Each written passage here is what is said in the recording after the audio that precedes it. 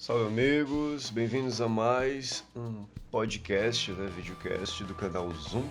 E hoje a gente vai falar um pouco sobre alguns temas bem pertinentes ao que está acontecendo hoje no Brasil, nesse exato momento. E são temas bem interessantes, pra gente poder abrir os olhos e desde já formular uma estratégia anti-governo sobre as questões que hoje nos abatem, nos abalam. Bom, a primeira coisa é o crescimento da censura, de autoritarismo, que está cada vez maior hoje no Brasil. Como eles não têm mais recursos, para dizer que tem moral sobre as pessoas, porque uma das estratégias que eles usam é a conquista da moral. Eles querem se colocar acima do bem e do mal e acima das pessoas. Como eles não estão mais conseguindo fazer isso, aqui eu falo do PT, de todas as esquerdas nacionais, destes grupos que reconhecidamente são grupos que se aliam e promovem o banditismo. A gente vê isso quando o PT se alia às Farc, a gente vê isso quando as políticas públicas promovidas pelo PSOL, por exemplo, elas promovem o banditismo e criminalizam o cidadão comum. Outro dia eu estava vendo um vídeo sobre a revogação do Estatuto de Desarmamento e lá havia um debate entre duas pessoas, um a favor da revogação do Estatuto e um advogado defendendo que o cidadão ele não pode utilizar armas, ele é contra a revogação do Estatuto de Desarmamento. E nesse momento o que ele falava? Ele falava que o bandido ele tem o direito de usar armas porque no momento do assalto ele seria o que tem mais medo, E o cidadão comum não teria o direito de ter uma arma para poder se defender porque ele mataria provavelmente o bandido. Então a gente vê que ele claramente, eu vou deixar até o vídeo na descrição do link, justamente para você poder ter uma noção do que está acontecendo e do tipo de argumento leviano, argumentos que chegam às raízes da loucura contra o cidadão comum. Então a gente vê que como eles não estão mais conseguindo vencer o debate, porque durante muito tempo eles tiveram um controle sobre as mídias, eles têm um controle sobre as grandes mídias hoje, Rede Globo, Record e outras empresas que nós sabemos que são concessões do governo, eles recebem verba pública para se manter de pé. É tanto que naquele caderno de teses do PT, que se organizou em junho deste ano, eles falavam que uma das metas ali para serem conquistadas era tomar a Rede Globo, porque ela era uma concessão pública, e transformar ela numa estatal. Então você vê que eles querem mesmo dominar todos os meios de informação e de comunicação com atitudes cada vez mais radicais, ou seja, cada vez mais antidemocráticas. E apregoam para todos os lados que eles são os democratas, que eles são a favor da democracia, quando na verdade eles são a favor da ditadura, são a favor da censura, são a favor das mais arbitrárias ações contra a população brasileira. Então a gente vê esse crescimento da censura cada vez mais presente na nação brasileira. Recentemente foi feita a CPI dos crimes cibernéticos. E para que serviu? Jean Willis, por exemplo, se utilizou desta CPI para convocar os grupos que são notoriamente contra o governo. Para quê? Para tentar criminalizá-los, para tentar criminalizar as palavras ditas, principalmente ditas contra ele. Então ele estava usando o governo, a máquina estatal, para que pudesse punir as pessoas que falam contra as colocações dele, que são muitas vezes colocações absurdas, que são muitas vezes colocações agressivas e antidemocráticas, reconhecidamente antidemocráticas. Então ele não admite isso. As esquerdas não admitem o debate democrático, eles não aguentam o debate democrático. Eles querem impor o seu discurso cada vez mais de forma autoritária e nessa imposição de discurso eles poderem conquistar o direito deles de serem autossuficientes e estarem acima do bem e do mal. Então, nessa comissão parlamentar de inquérito a respeito dos crimes cibernéticos, Jean Willis, ele não suportou. Tem um momento cômico, um outro vídeo também que eu vou deixar aqui na descrição do vídeo, onde o Marcos Feliciano confronta Jean Willis, porque Jean Willis queria convocar o MBL, o Revoltados Online e uma pessoa também a Beatriz, que é o advogado, creio que seja advogado ou jurista, alguma coisa nessa área. E ela foi convocada juntamente com um grupo chamado Faca na Caveira, que é um grupo um pouco mais violento. Eles queriam colocar todo mundo no mesmo bojo, como se todos eles fossem criminosos. E eles não foram convidados, eles foram convocados a participar. E ele faz justamente uma objeção a respeito desse tema, dessa pauta. E Jean Willis simplesmente quer porque quer criminalizá-los. Bom, quando os movimentos chegam na CPI, né, que eles queriam muito ir para essa CPI, Jean Willis, ao interrogá-los, ele não tem argumentos, né, para confrontá-los e ele passa uma vergonha tremenda que tem outros vídeos aqui que eu vou deixar na descrição. Ele não consegue criminalizá-los da forma que ele queria. Então ele simplesmente abandona essa CPI e ele diz que a CPI terminou em pizza. A CPI está no meio do processo e ele diz categoricamente que ela terminou em pizza. Ou seja, né, ele está mais uma vez fugindo do debate e quer se autocolocar como vítima da situação, né, o eterno vitimismo e a ditadura do ofendido. Bom, outra coisa que está crescendo aqui no país, além do crescimento da censura, são os movimentos sociais pró-impeachment. Eles estão ganhando cada vez mais força. A gente sabe que o MBL montou um acampamento em frente a Brasília. Pouco se fala na grande mídia sobre isso, na Rede Globo, no SBT, Record. Pouco está se falando sobre isso, mas está já há vários dias lá. Estão fazendo um grande trabalho. Este acampamento está crescendo, né, e cada vez mais pessoas estão se sensibilizando com a causa, estão inclusive ajudando de várias formas possíveis, patrocinando, indo lá. Isso está acontecendo. O outro grupo também era o Algemados pelo Impeachment, né, um grupo que entrou lá dentro do Salão Verde e eles se algemaram lá, se acorrentaram lá e ficaram lá durante vários dias lá dentro. E a todos os deputados que passavam lá estavam sensibilizados. Eles foram vítimas de uma tentativa de hostilização por parte de militantes do PT, tá? Isso aí aconteceu. Eles montaram um cartaz lá que não foi afixado, tá? É porque existe uma lei que diz que não pode afixar cartazes no Salão Verde, né? Mas ele não foi afixado, esse cartaz. Então havia uma brincadeira lá que eles fizeram que o deputado que fosse a favor do impeachment passaria lá e escrevesse o nome. O povo, os militantes pró-PT não gostaram disso, né? Ou provavelmente foram pagos, incitados a isso. Foram lá e rasgaram, né? Foram convocados e rasgaram. E o deputado Cibá, né, que é reconhecidamente autoritário, arrogante, já incitou várias vezes os grupos de esquerda, tais como o MST e outros, a irem às ruas contra o povo brasileiro, né, uma clara incitação ao ódio, incitação ao crime, né, de agressão e tudo mais, estava lá dando também seu show, seus gritos, né? Vou deixar outro vídeo aqui que fala também, que mostra essa situação dele.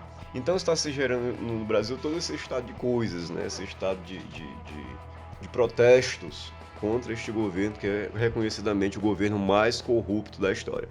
E tudo indica que não vai parar até Dilma cair, né? E a gente vê também que um outro grupo que está crescendo aí, está tomando as ruas, ou melhor dizendo, as estradas, são os caminhoneiros, né? Os caminhoneiros já começaram uma greve que já está durando alguns dias e estão parando. O país vai parar por conta dessa greve dos caminhoneiros. E eles pedem a renúncia de Dilma Rousseff, querem que ela saia do poder, né?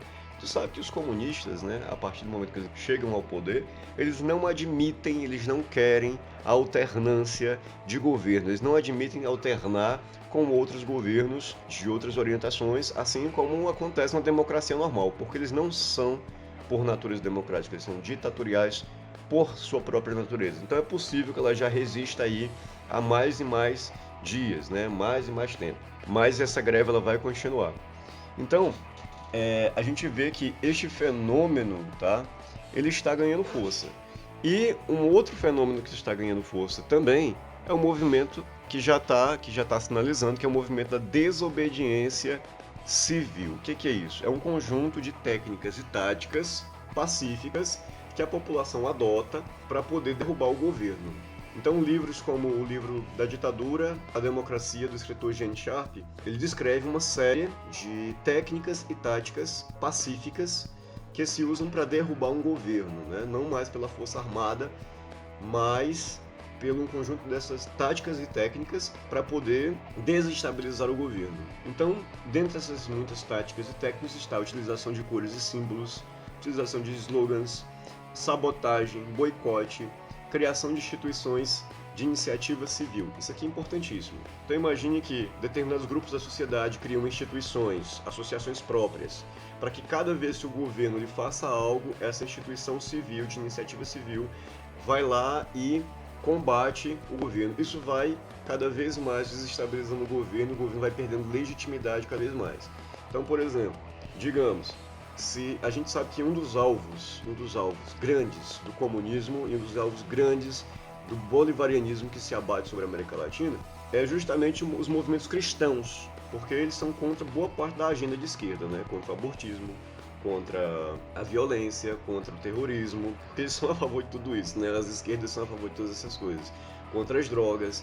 Então, se esses cristãos, se eles se organizarem, se essas igrejas ou grupos se organizarem e formarem instituições de proteção, podemos dizer assim, contra alguma medida que o governo venha sancionar contra a população, contra as pessoas, cada vez mais o governo ele vai se enfraquecer, cada vez mais o governo não vai ter poder de ação contra as pessoas. Os próprios grupos que são pró-governos, que foram criados artificialmente, tais como o MST, tais como esses outros movimentos que nós sabemos que reconhecidamente são pró-governo, estão aí para apoiá-los, que são milícias desarmadas que usam táticas de guerrilha urbana e de terrorismo mesmo, que eles estão aí para causar o caos, para impor medo sobre as pessoas.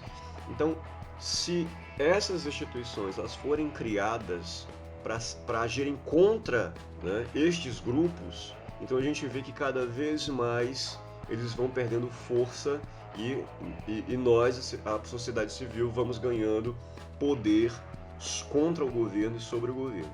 Então é uma das grandes sacadas que nós temos que praticar, é uma das grandes ações que nós da iniciativa civil precisamos fazer. Então não só essa coisa de ficar debatendo em Facebook, não só essa coisa de... A mídia alternativa, ela foi a grande razão, digamos assim, do rompimento da falsa informação. Então a mídia alternativa está servindo de contra-informação, contra as falsas informações impostas sobre essa mídia comprada que hoje impera sobre a nação brasileira.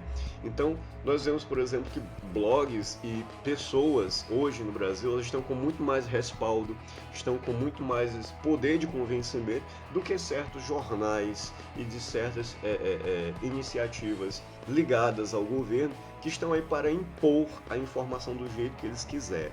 Então, é uma das grandes sacadas. Se pudéssemos criar outras mídias, né, outro que pudesse ter um peso de responsabilidade, um peso de respeito sobre as pessoas e pudesse se opor a essas mídias tradicionais, isso seria ótimo também. Mas isso vale as pessoas que trabalham com informação se unirem e se engajarem no movimento, a criação de uma nova revista, quem sabe? Isso aí já está sendo debatido.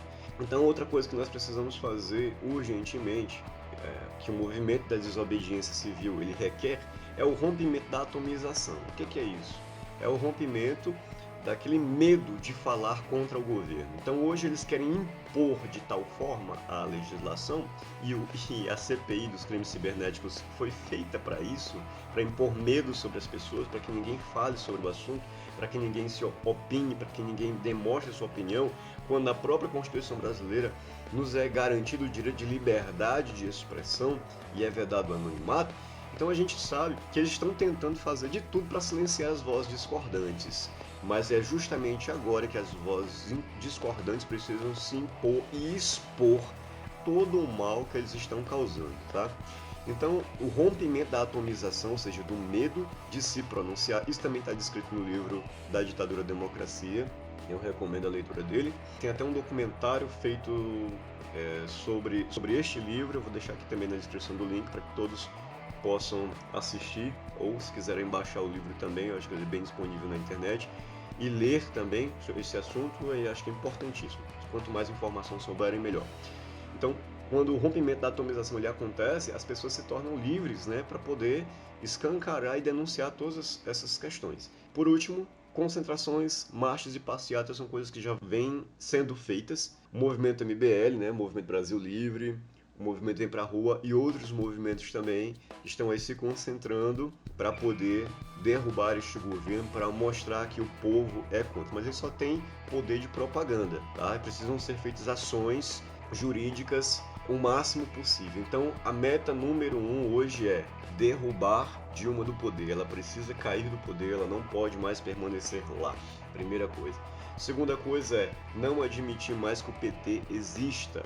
E por último, em últimas instâncias, derrubar todo esse esquema, né, montado pelo Foro de São Paulo. Hoje nós temos que o Brasil ele é dominado pelas esquerdas, né? Um país de maioria esmagadoramente conservadora e cristã, só tem partidos de esquerda, com exceção agora do Partido Novo, que foi criado recentemente, tá? E tem um outro partido aí que se autodenomina também como liberal, mas esses partidos até agora são partidos novos, vamos ver a que eles vieram primeiro, né? Vamos ver como é que eles se comportam no cenário político.